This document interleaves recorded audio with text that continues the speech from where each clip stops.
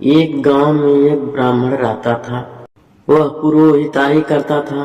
पुरोहिताई से जो कुछ प्राप्त हो जाता था उसी से अपना और अपने कुटुंबियों का निर्वाह करता था।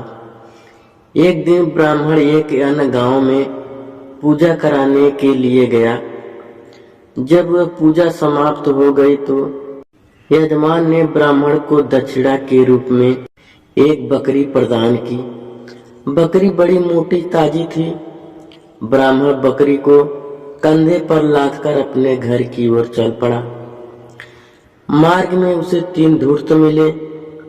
धूर्तों ने जब ब्राह्मण के कंधे पर मोटी ताजी बकरी देखी तो उनके मुंह में पानी आ गया। उन्होंने सोचा बकरी का मांस बड़ा स्वादिष्ट होगा। यदि किसी तरह बकरी मिल जाती तो बड़ा अच्छा होता। पर बकरी मिले तो कैसे मिले? मांगने से तो ब्राह्मण बकरी देने वाला नहीं। तीनों धूर्त आपस में सोच विचार करने लगे। एक धूर्त ने कहा, ब्राह्मण इस तरह तो बकरी देगा नहीं। उसे किसी प्रकार मूर्ख बनाकर बकरी ले लेनी चाहिए। दूसरे धूर्त ने भी पहले धूर्त की बात का समर्थन किया। पर प्रश्न यह पैदा हुआ कि ब्राह्मण को मूर्ख बनाया जाए तो किस प्रकार बनाया जाए। तीनों धूर्त ब्राह्मण को मूर्ख बनाने के लिए उपाय सोचने लगे। सहसा तीसरा धूर्त बोल उठा, मैंने ब्राह्मण को मूर्ख बनाने का उपाय सोच लिया है। तीसरा धूर्त ने दोनों साथियों के कानों में अपना उपाय बता दिया। ब्राह्मण कंधे पर बकरी रखे हुए अपने घर की ओर बढ़ता जा रहा था। तीनों धूर्त भी ब्राह्मण के दाएं बाएं चलने लगे। कुछ दूर जाने पर पहला धूर्त ब्राह्मण के सामने आ पहुंचा। बोला, ब्राह्मण देवता, कंधे पर कौन सी चीज रख कर ले जा रहे हो? ब्राह्मण ने उत्तर दिया, क्या अंधे हो? दिखाई नहीं दे रहा है? कंधे पर एक बकरी है। और क्या है? धूर्त बोला, बकरी है क्या? तुम्हारे कंधे पर तो कुत्ता है। कुत्ते को बकरी कह रहे हो?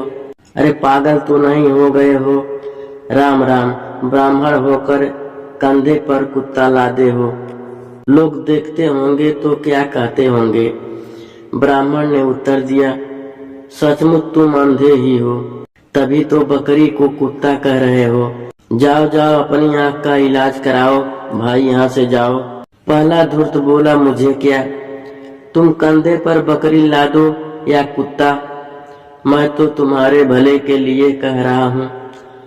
तुम्हें कंधे पर कुत्ता लादे हुए देखकर लोग तुम्हारी बदनामी तो करेंगे ही। पूरी ब्राह्मण जाति की बदनामी भी किए बिना नहीं रहेंगे। कहेंगे अब ऐसा जमाना आ गया कि ब्राह्मण कंधे पर कुत्ते लादने लगे। पहला धूर्त अपनी बात समाप्त करके ब्राह्मण के सामने से दूर चला गया। कुछ और आगे जाने पर दूसरा धूर्त ब्राह्मण के सामने पहुंचा। ब्राह्मण देवता, यह कंधे पर क्या लादे हुए हो? बछड़ा क्या?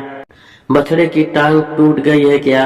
ब्राह्मण बोला, अरे अरे, दिन में ही तुम्हें दिखाई नहीं देता, इसीलिए बकरी को बछड़ा कह रहे हो। अरे भाई, मेरे कंधे पर बछड़ा नहीं बकरी है।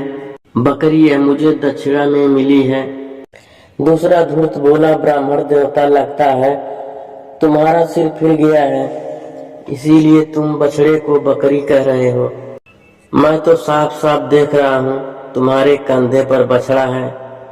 मुझे क्या कंधे पर बकरी लादो या बछड़ा, मैंने जो देखा उसके बारे में तुमसे पूछ लिया। दूसरा धूर्त भी अपनी बात समाप्त करके ब्राह्मण के सामने से खिसक गया। ब्राह्मण के मन में संदेह पैदा हो उठा, क्या बात है? एक आदमी ने तो कहा कंधे पर बकरी नहीं कुत्ता है, और दूसरे आदमी ने कहा कंधे पर बकरी नहीं बछड़ा है।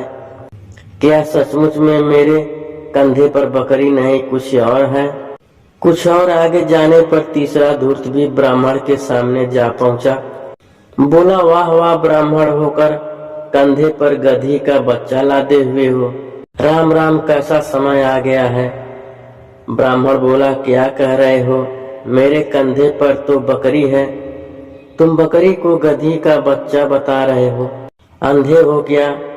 तीसरा धूर्त बोला, मैं अंधा हूं या नहीं, तुम पागल अवश्य हो। कंधे पर गधी का बच्चा लादे हुए हो और उसे बकरी बता रहे हो। पागल न होते तो ऐसा ना कहते। तीसरा धूर्त भी अपनी बात समाप्त करके आगे बढ़ गया। ब्राह्मण के मन का संदेह प्रबल हो उठा। वह सोचने लगा, अवश्य कोई न कोई बात है। तभी एक आदमी ने बकरी को कुत्ता, दूसरे आदमी ने बछड़ा और तीसरे आदमी ने गधी का बच्चा बताया। कहीं यह बकरी पिशाचनी तो नहीं है? जरूर पिशाचनी ही है, तभी भिन्न भिन्न रूप धारण करती है। संदेह के कारण ब्राह्मण को बकरी सचमुच पिशाचनी के रूप में दिखाई देने लगी। ब्राह्मण डर गया। वह बकरी को कंधे से फेंककर भाग खड़ा हुआ। तीनों धूर्त बड़े प्रसन्न हुए। उन्होंने कहा, हा, हमने ब्राह्मण को कैसा मूर्ख बनाया। तीनों धूर्त बकरी को अपने घर ले गए।